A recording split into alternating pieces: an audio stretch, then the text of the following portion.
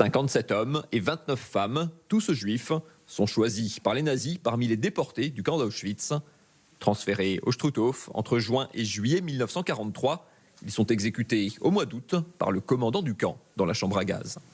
Et tout de suite après, ils ont été transportés à la Reich-Universität de Strasbourg, dans les locaux de l'Institut d'anatomie, puisque c'était le professeur Hirt qui avait commandité ces corps pour pour compléter sa collection de squelettes. Le but du médecin nazi, comparer ces squelettes à ceux d'autres individus et conserver des corps de juifs dans le contexte de leur extermination. Leurs corps seront retrouvés à la Libération dans les sous-sols de l'Université de Strasbourg. Ils seront inhumés en octobre 1945. Il y a des Grecs, Norvégiens, Français, Allemands, donc des nationalités très différentes, des profils très différents qui se sont retrouvés ensemble pour mourir ici.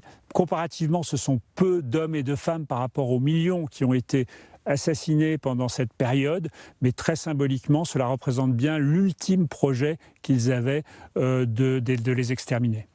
La vie de certains d'entre eux a pu être retracée. Elle est racontée ici, dans le bâtiment même où ils ont trouvé la mort. Un lieu à nouveau accessible au public début février.